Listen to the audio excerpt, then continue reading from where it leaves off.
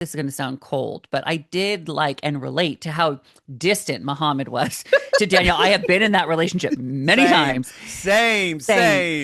There was an accusation we will not speak of about Danielle. Yes, I remember it well. I was fascinated with. I asked no further questions. I felt like I understood it, but I was fascinated by it. Well, and also something the three of us know nothing about.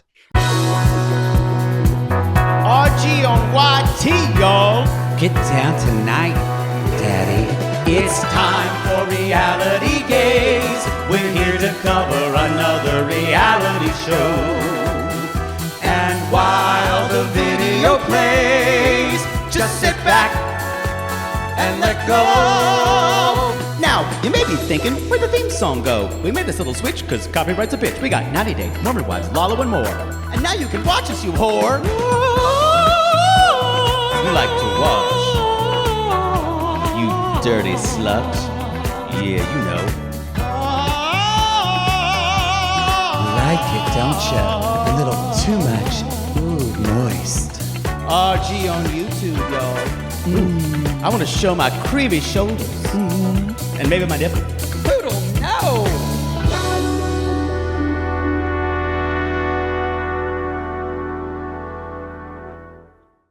It's a big day here for me and Poodle. And I'm not saying that Poodle got a ninth husband. Something even bigger, y'all. On the show today, the new host of the 90 Day Tell-All, the one, the only, the hilarious Ross Mathews. I'm here. And I got to tell you, I've been messaging you guys, right? I've been saying, like, I can't wait to come in there with you. I love you. I'm thrilled. We have so much to talk about. Can you believe it? Can you believe it? Okay. We got to jump right in. Just jump in. We always say that Sean, the reason you're hosting is because Sean Robinson watched this season and said, I got to go talk to my pastor. I'm out. So I can see Sean going, so Colt is living with Courtney and her 66-year-old boyfriend? I don't think I can do this. I just want to say blanket statement. Shout out to Sean, who I love. I've known Sean forever. I love Sean. I will say I have been watching 90 Day from season 1. I have been there. OG. I haven't missed an episode, an iteration, a spinoff, anything. And, you know, that they say before you are an expert in something, you have to put 10,000 hours in. I think I've doubled it. And so I never shut up about the show. If you watch my social media, if you watch the Drew Barrymore show, if you listen to my podcast Straight Talk back in the day when I had that, I talk about this show, and TLC listens. You know, they listened. Matt Sharp, the whole team over there, they listened. And so when this became a possibility, I described it like there was a little cracked door of an opportunity, and I described myself as the Kool-Aid guy. Like I ran through it. It was like I called everybody. Hey. I think that's more Fat Albert, but still, you get the point. But I was like, if there's a way to do this, the answer is yes. Put me in. I am the super fan who won that golden ticket. That's how it happened on Drag Race for me. I just loved the show and I let them know, and it just happened. And this is sort of the same thing. I take it seriously, just like I take the sitting on that judges panel seriously. You know, I know I'm the fan that won that golden ticket. I know that that's what I am sitting in this tell-all chair too. And I took it seriously. I had so much fun with it.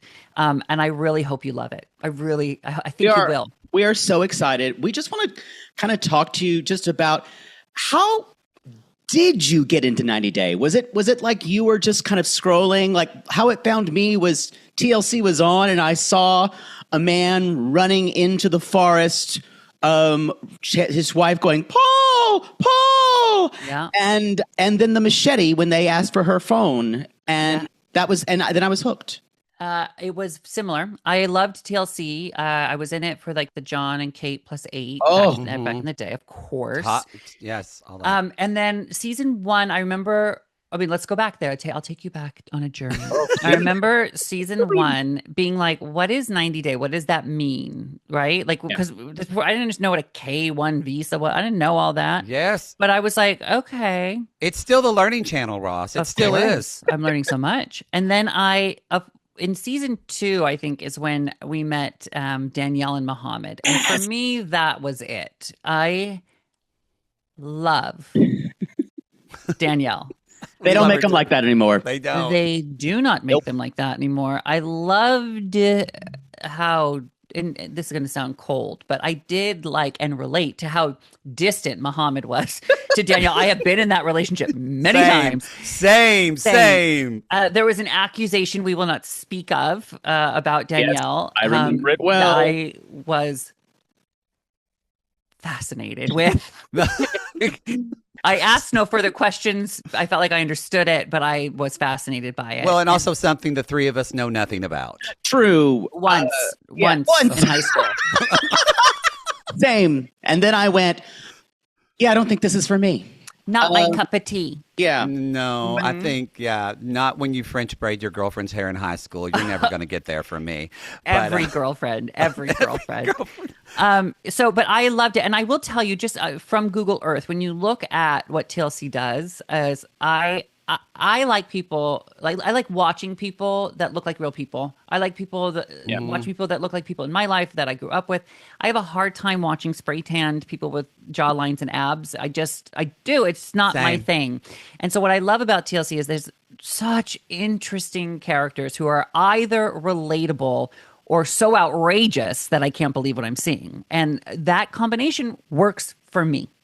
No, and now, what is it like? Here you are screaming at your television at these people, but now you're in a hosting chair, and it's very different because you're like, what did you have to pull back or have a talk to yourself? Like, okay, did you just, or were you? What was your process in that? Super insightful question, because it is a very different experience to just even how I digested this season from how I normally do. Because let's lay it out here. How do I normally watch the show? Usually sprawled out, right? Post dinner, post whatever, maybe with a martini, maybe just like talking some shit, right? That's what we do. So this was a different experience because I wanted to bring that passion that I have. I mean, passion is a weird word, but I do have a passion for it. I really enjoy it, right? Totally. So I didn't want to lose that. I still wanted to have that relationship with it. Once I knew that I was going to be doing this tell-all, was a long time ago, and I kept it secret forever. Can you believe I did that? I know. I cannot believe I did that. Anyway, I wanted to still have that fandom. So I just kept a notebook next to me, and I just would write down, and I would pause, and I would just write my observations. It wasn't about the storyline, but it was I'm trying to give an example, that you can say. I know that I can say, but what was the microwave dinner that Colt was eating the moment we first saw him in Phil's house? I was like, what is it? I paused. I tried to I think it was a meatball, something. 100% Hungry Jack. I know that. I had so many questions I'd never seen anyone like an otter using tools to scrape out the TV dinner onto a plate. I'd never seen that before. Do I have my 90-day notebook? Is it No, I think it's downstairs. But when I tell you these notes I have, I paused it and said, what exactly did Pedro put in the minivan for when Sophie arrived? I'm like, fake flower petals, battery-powered candles. Right? I think there was mints. I don't know. But I wrote all that stuff down. Now, none of that comes up in the tell-all. But that is the kind of detail that I just wanted to have in there. I loosened up as the season went on because I was like, nobody cares, Ross, about that stuff. We kind of do. We kind of do. Those are the things we obsess over. So me too. But it turns out you can't necessarily get to all that. You got to do kind of bigger stuff. But I just want the people who really care, the people like us, the people who love this show, to know that that's the kind of detail I'm looking at when I'm I love that. Doing the research for this. And I think as a super fan who won that golden ticket, that's the responsibility.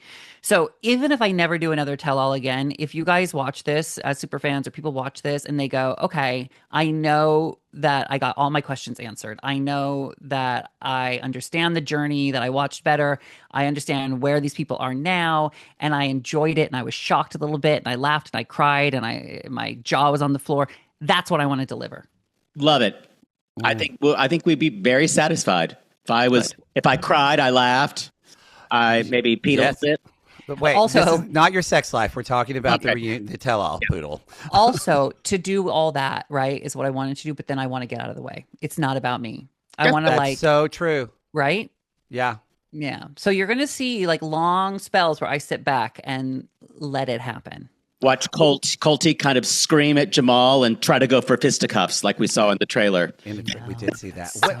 Well, and how do you kind of going into when, we as fans, and I know you too, you've mentioned this on your own social, like we want to know the real questions. Like we want really someone to dig in. But again, it's different when you're there in the room. And if you've watched, and most of the people who are listening have, there's quite a few uncomfortable moments. You just mentioned one with Danielle that happened in the tell-alls. What was it the uncomfortable moments when you kind of leaned back, or is that like, how did you handle that awkwardness and whether or not to decide to dig in or let them kind of, as my Aunt Peggy used to say, if someone's going to hang themselves, baby, give them a lot of rope. Yeah. And so, like, how did you do that? Aunt Peggy's wise, I'll tell you that. So here's the deal. To me, the awkwardness is the sweet spot. The moment it's really awkward is when you're going to see me just let it linger, because I think, right? That's when I think when it needs to. There's also, when I lean in is when I really smell some BS.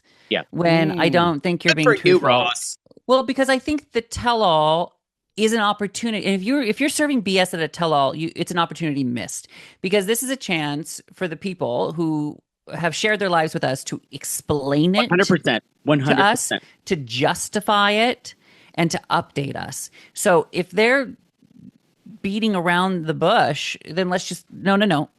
There's even a moment when I interrupt somebody and I say, no, stop, because I'm so excited for this, Ross. Oh, that was one of our questions was there a moment where you're like, I'm not letting you off the hook? Yes. Oh, yes. Oh, yes. And not every question I ask makes it, right? But every answer that you see is an answer to my questions. Yeah. So even if you're not seeing me ask something, just know that the bits you're getting, the intel you're getting is elicited from a question that I asked. Does that make sense? Yeah, totally. Yes. Mm-hmm. The other thing is, remember, it's always been the frame. 90 Day Fiance has been framed as a docu-series, which is all about authenticity. Yeah. And as soon as they start BSing it on the tell-all, that's when you should go in. Because absolutely. And I'll tell you, they are authentic. And even so much as like, there was a conversation where it's like, these aren't characters, these aren't storylines. This is real stuff in real life. And when you're sitting there up close, there are so many awkward, in a great way, awkward, tense, really tense moments that are human. Yeah. Deeply human. You're going to see two people who haven't really seen each other for a long time. I wish I could be more specific right now, but I don't want to ruin anything. Yes. Yeah. But you're going to see people who have a romantic history that see each other for the first time, and there's complicated stuff around it.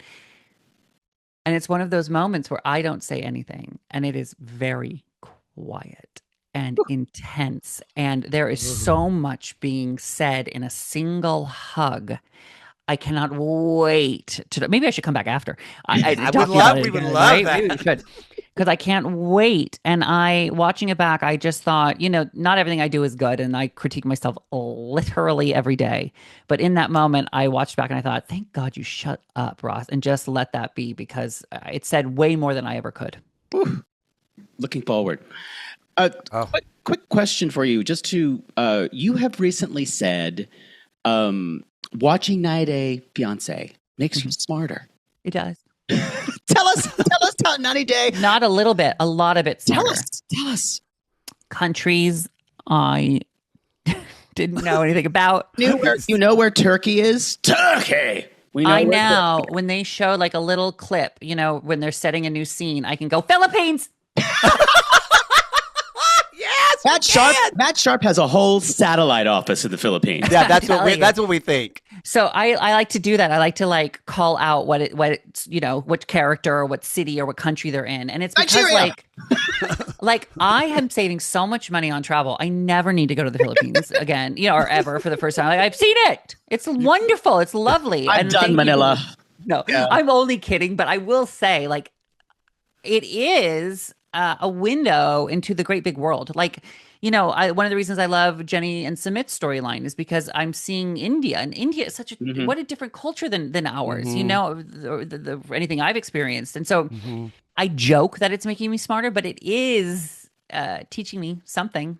Well, and we've said this before, but I feel like Jake and I's background, besides, you know, performance and acting, was he did life coaching and vocal coaching, and I did therapy for a while. And so I always talk about how on 90 Day Fiance, people are usually their best or their worst selves when they get into a new relationship and they're trying to open up that vulnerability. And I have to say, and watching these people, like, I did not know I was codependent until I watched Darcy. And then I thought, wait a minute. I don't do what she does, but that little voice in my head says to do that. But I know, because of my own tools and just maybe a good attachment to my parents, to not do that. And so I know that we've talked to other sissies, listeners, who have recognized toxicity in their relationships or a narcissist. So I agree. Again, like, it's still the learning channel. I think you're right. It is the learning channel. It always will be. And I do have to say, like, there are things that I think I have seen elements of my former self, you know, a younger version of myself in some of these relationships and mistakes. But that's also why it's kind of fun to watch too, because it's not like that we're hate watching it, but we are watching it and sort of through a filter of judgment, right? Like we are, not in a mean way. I also happen to be a Pollyanna, so I'm also watching it, like, rooting for these people. I love stories. I love when they get married. I love, like, Kobe and Emily. I love that they've built this, like, beautiful, huge family. You know, I really do. Never met a condom they really liked. No, no. God bless them. Just let them have all the babies, and they can be like the new +8. They're gonna exactly. There's and Emily's supportive parents are like, another one. Every time, you know, they're like, "Yay!" And the father just goes, "Fuck." And the sister who hates her secretly. It was so single. Too much. It was too so much. You actually said once. I remember something that affected me. We weren't planning on watching it or asking this, but I just thought of it. You said, I don't even remember what podcast you were on, but you said you felt like you become an adult when you stop doing things that hurt yourself. Oh yeah, well, I do remember saying that. Yeah, that when was you learn such that the stove is hot. You know. Yes, and when you stop doing that, so what is it like for you now that you're meeting these people that we see them hurting themselves? Like, was there any cast member, someone that you wanted to, like, just take under your wing and just offer advice to? Courtney, what the fuck are you doing with this? Courtney, not so much. I like her, and she's doing well, I think. But good. I don't know that I could have hosted this tele when I was younger, because I do think it requires some empathy, because it would be very easy to go in and be judgmental or be cruel or push them simply for a reaction in the moment. I think that would, and I think that could have been tempting had I been younger, but I really went in caring. Yeah. Caring. Really, like, I think so. Like, caring about the fans and getting what we want, what in terms of answers and all of that, but also, like, these are human beings. These are real stories. These are real lives. These are real hearts that have been broken and been vulnerable. And you see the comments, I see the comments, I'm in there. The fandom is very opinionated, and that is one way to put it. Yes, and they don't hold back. And so imagine if you just open yourself up to this journey of love and trying to figure it out. Life is hard enough, but then just being scrutinized like that. So I never wanted to push someone over a cliff. Yeah, you know, but I wanted to push people to the edge, and also hold people accountable. Do you have, in the whole franchise, do you have a couple that, I think I have a couple, or a couple couples that you think about just, like, weekly? Oh, of course. Yeah, or you just wonder, I wonder how they are. Or God, that was so wild that actually happened. Or yeah, I think about Colt's mom Debbie like a daily basis. With her cat t-shirts. Of course, in Canada with what's her Tony. With Tony. That guy she just met moved to Canada with him. And they're so happy. And I do message back and forth with Debbie. With Mother Debbie.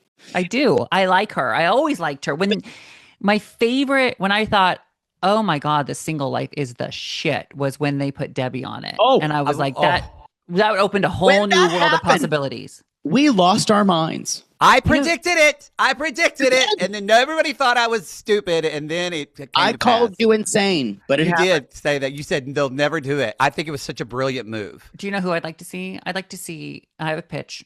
And I've said this. I'd like to see the hamster mom in the closet. Oh, closet mom. Clayton's closet mom. Yes, I'd like to see her on Single Life. I'd like to see Sophie's mom on. I don't know if she's single still. Oh my God, she would be great. Right? Yeah, that would be great. That would be great. Whoa. Yeah, those are good. I liked that they were showing older people dating too. And totally. And a makeover. We got a makeover with Debbie, which that's true. Met with Lydia was another one on Single Life that was interesting, but that crazy guy is just Scott. Yeah. Oh yeah. Lydia is one of, I still say, the most powerful people in this entire, especially if you watch Femme Chantel. Lydia is one of the scariest people you will ever deal with. She is terrifyingly intelligent and so manipulative with her children. It is, and I thought we would get a little bit more this season with her and Nicole, but I think it just wasn't in the cards for. Well, I think what happened after that incident with Nicole at the party is that was the real roadblock for Sophie and Pedro. There was no coming back from that. No. And we go there with Nicole and I really wanted to know, does she ever think anyone will ever be good enough for her brother? Is this going to be a pattern? Is she going to sabotage every relationship that Pedro has? And why? They're the two. Go ahead. They're the two eels from Ursula's Eels. That's who they are, and that's who they have been. I don't know. I mean, for Pedro's sake, I hope that that's not the case. But it makes Pedro's you wonder. Journey. It's very interesting when you see Pedro's journey. What's coming up? We don't really know where Pedro is in his love life. You know, you're going to be shocked. Oh yeah, because it's interesting. We hadn't seen him in a while. We'd followed Chantel, and so okay, he basically was pretty adamant about not wanting to do this whole thing again, and he came around to it because he was just like dating. Can I ask you, can we move on just to do a little bit of Drag Race stuff? Because our sissies are insane Drag Race fans. And so we just had a couple of questions for you. Is there anything about 90 Day Fiance that has something in common with Drag Race that you can think of? Any commonalities? Similarities? I'm taking this question seriously. Give me a moment. As you should. As you should. Of course. It's an important question. Anything? And there's definitely it's a completely different format for sure. No, I think the answer is no. Oh, I love it. I bet I could find one, but it might be a stretch because I'll tell you why. 90 Day is based in very much real life. Mm-hmm. And Drag Race, to me, in my little heart, is on a different planet. We're on Uranus, It's produced. It's competition. It's a special little world where the only thing that exists is love. Right? Like that is what Drag Race feels like to me. Like, and not just in those four walls of the studio, but like when you watch the show, everything's brighter and sparklier and elevated and it's almost like a fantasy. Oh, that's all I watched whenever I'd moved to Oklahoma for a year and my dad was dying, and I would just watch because I had already watched from especially RuPaul's those earlier Garage in season 1. Yeah, but RuPaul's it was just I could watch Golden Girls and Drag Race, and that's kind of the only thing I could tolerate when I was in the midst of all of that in my life. Well, I get it, and I just think there's different purposes for the shows. The through line, no, I don't see a connection. What about this? RuPaul's partner is Australian. Coincidence? Hold on, let me finish. You let me finish. Have you thought about this? RuPaul's husband is Australian. Yes, I didn't thought to think of that. Yeah, so I guess there's the connection. Yeah, there you go. You needed to give me some time. You solved it. You solved it for us. It's okay. By the way, I love George. Rue's husband, George, is so funny. Oh, really? So we don't know. We don't know him. He doesn't talk, but he's private. He is so funny and tall and movie star looks, and he's just kind, and I just love him. Oh, that's wonderful. Before we go, we've got some 90-day trivia for you.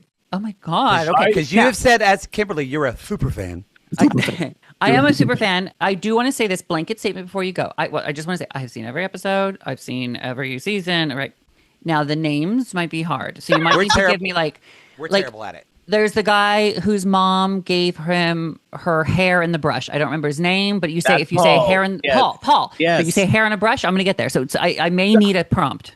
Hair in the brush and descriptions of characters are completely fine here. And I'll be honest, one of our questions was, what did Paul's mother give him before he went to see Carini? And hair in a brush. But secondary question, what kind of water is Paul scared of? What kind of water is Paul? It's one word before it. Something he exclaimed when he fell into the Amazon River. Wearing a weird vest and a condom over his penis. And he was terrified. It begins with P and ends with P. and rhymes with Gwyneth Paltrow's company. I'm going to lock in on poop. The answer is poop. Oh, poop water, he cried out. He was an early goodie for me. You know what I mean? It was such special sauce. Right away. Yes. And that is what I'm talking about, the TLC magic. That's it. Poop water. I forgot about the poop water. You know the moment. You of course. We forget. We forget. I have the worst memories. And I'm usually running up names. How about this one? As you remember, Caesar from I think probably like season 6, season 7, something like that, or before the 90 days. Who was he with? He was with Maria, the Russian woman. Caesar, black man who did nails. Yes, of course. He's he did pedicures. Yes. Yes. Maria is famous when they ask her about how much money Caesar has given her. Her famous response is, "I am not blank." What did she say? I'm not. We gave you hard questions. These are so. What are you doing? Like, this is one moment, like a one word that she said in season 6. What the fuck? Right? What? Terrible. So it has something to do with money. I am someone who works with money. I'm not. If you say it, I'll know it. I mean, I picture her. I know him. No, we know. Yeah. He did a single thing too. He did single life too. Yes, he did. It's some weird dating agency, but she says, the dating agency. By the way, where can we follow up with that? That was fascinating. No, that was literally a mail order bride scheme. Okay, and the coaching him and all of that was great. Yes. What did she say? I feel like I'm failing this. No. I am not accountant. When they ask accountant, they ask. Can I tell you? I am not accountant. I do remember this. Yes. And he did send her a lot. He sent her a lot of money. Was it $10,000 or something like that over a long period of time? And she stone-faced looks into the camera and says, "I don't know. I am not accountant." Okay, thank you. I feel like these are just things you like. And so, I feel like to study for this, I need to read your diary because apparently, yes, that's how we do things here, Ross. We can do one more easier one, and we'll how about Anfisa and Jorge? Of course. Oh my God. I love Infisa. Where is she? Can we get her on something again? Please. She was on the first House of Villains. House of Villains, yes. Yes. She was much more subdued. But what, in a moment of rage and anger, what did she famously ask George to bring her? Oh, bring me my. She's in the car. She's screaming. Yes. It's correct. With bad lighting. And she was screaming about not her wallet, not her keys. It's close. You're very close. It's something a drag queen. It's bring her red bag with her makeup. Her makeup bag. Bring me my makeup bag. Yes. And my red bag with my makeup. You know By what? the way, and George had a fascinating journey too, right? Thin, and then was he in prison? Yeah, he went to prison. Yeah. Yes, right. He was caught with like 50 pounds of weed in his car. Yes, but he was famous. I think that's what he did, right? Yeah. Anyway, that was great too. Was that season 3? Yeah, that was a fantastic season. Yes, fantastic season. It was. I mean, there's these moments where like I still think of. I don't know if you do this, but every time I cook a steak, I say to myself, cut on the bias. Cut on the bias. Cut on the bias. As the Darcy. Yeah. Of course. I reference it all the time. The show. Yeah. All the day. Who is your all-time favorite? I mean, we do call Darcy and Stacey our queens because I'm very Darcy and Poodle's very Stacey. Yeah, it's clearly. hard. It's really hard to choose a favorite because they kind of I've got to say, Marcus Parks from Last Podcast on the Left, who is also a big fan of 90 Day Fiance, said his favorite couple might be Jenny and Sumit because of how far they've come in that time. Longevity, I see. And what they were able to do.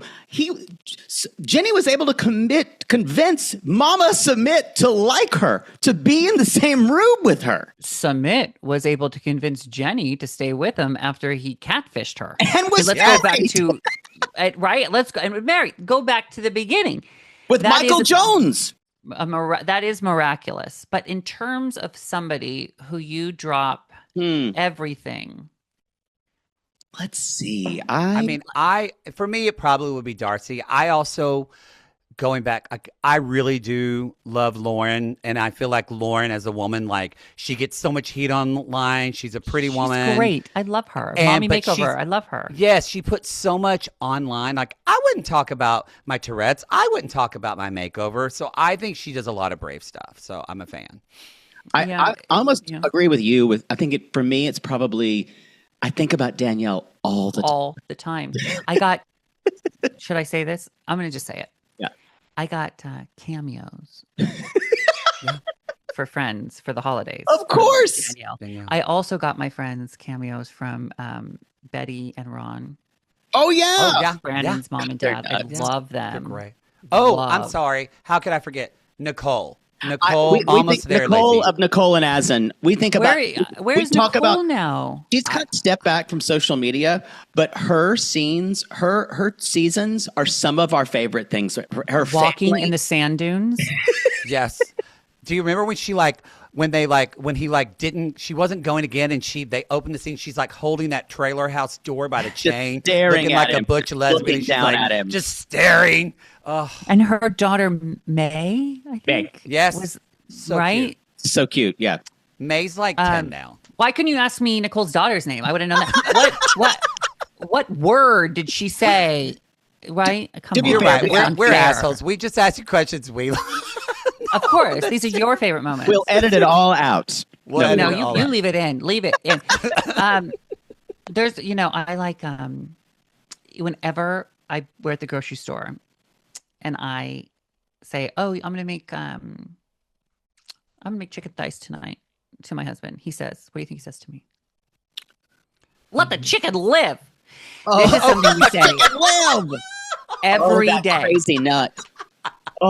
Every day. Oh, I forgot about her. Chicken live. Let the chicken live. We have some of those. We call them. They just flame out quickly. Like Stephanie Cuckoo and my boyfriend in Ladyville, Belize. Hold on. Who's this one? Do you remember the woman who had sex with somebody named Ryan who wore a rubber? She was blonde and drank a lot of wine. Stephanie. That is Stephanie from Grand Rapids, Michigan. I love her. Oh, we did too. She one was season legit. with her. And when one time the guy just kept pouring her wine all the way up, and she's like, "That looks like my favorite wine." She was so watchable in her house. I remember her house. Yeah, she had the painting of herself with her dog. With her cat. Her cat, Cooper. And what do we think about? And then I'm going to stop interviewing you because I feel like I'm bonding with you. Is that we are the Lisa this year? What a star! What a star! What a star! Give me 4 seasons.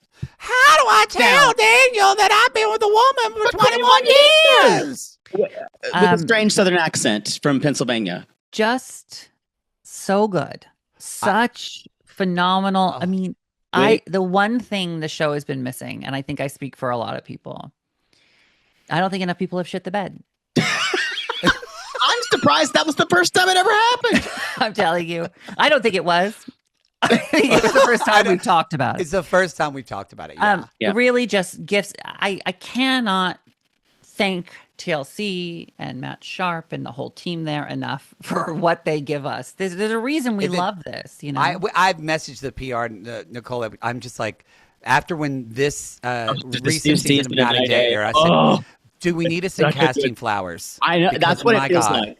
Keeps money in my bank account. And it's just so fantastic. Good. Really so fantastic. I could talk about it all day. This is what I do. You know, this is why I really put it out in the universe that I had to do this. Every time we go to a party, whether it's professionally, but even like Jake and I separately, somebody will ask what I do, and I say, and they ask what show you. And as soon as I say 90 Day Fiance, and I bet you get this, and you're going to get it even more now, people just start talking to me about this show and some couple, and they're talking about the guy with the neck there are or two whatever. People who they will always bring up first, even if they'll always bring up Angela, the loud blonde woman, or of course, the guy with no neck, and they'll bring up Ed. Those are the two Angela people. and Ed. I think Gino's now in that echelon. I agree. Even if you don't watch, you know who they are. Gino, Jasmine. I agree. Stacey and Darcy are up there because they're so loud. There's so many iconic people. It's wonderful that 12 years in, we're the three that still has 3 excited homosexuals about the content we're getting. You know you're doing something right. I know. Exactly. Question for you, Ross, before we let you go. What is coming up for you next? We know the tell-all. What's up? The tell-all, May 18th, May 25th, 2 hours each night. Yes. I just want to say to your listeners, to the sissies, and to all the fandom, like, have a conversation with me. Let's meet in the comment section. Let's talk it out over the next couple of weeks. I really want to know what you think, because if I'm ever lucky enough to do it again, I want to learn and even get better and work on it and fine tune and all that. RuPaul's Drag Race is stronger. You know, we've had our highest rating ever. Yeah. For the last season. All Stars is airing now. I love that show. I'm so grateful to be on there since season 7 full time and producing the Drew Barrymore show. We just got picked up for season 7 and 8. I get to sit next to Drew every day. Oh, you know what? I'm Damona Hoffman's one of my best friends. She is such a delight. She's a relationship expert who comes on our show all the time. She's so smart, good at what she does. I love her too. And so we have season 7 and 8 coming. I get to produce that and co-anchor next to Drew. And I have I'm working on a new book.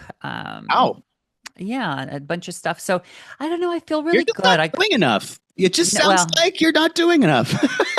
It doesn't feel like it, but I want to just create. I just am like, this is what I always wanted to do since I was a kid. So I'm so same. We're in the same place. Same. It never feels like work. It only feels like fun and passion. Let's play.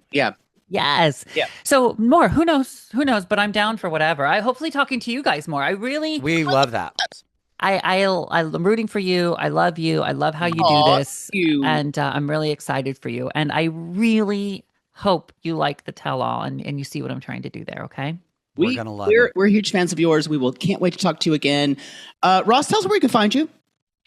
At Hello Ross, or at a thrift store, or at an estate sale, or at dinner at about 5:15. That is a response to that question, which is what I'm going to use when they ask me that. Okay. I love You can that. find me in a dark room. Yeah. Now, you don't need to tell people that. No. well, They can tell just by looking. Exactly. very last questions. This might be a hard question, so I'm sorry, but we have to ask. Ross Mathews, how's your head? The Yelp reviews say not great. Really not great. No. It's as good as it's ever been. There you go. There you go.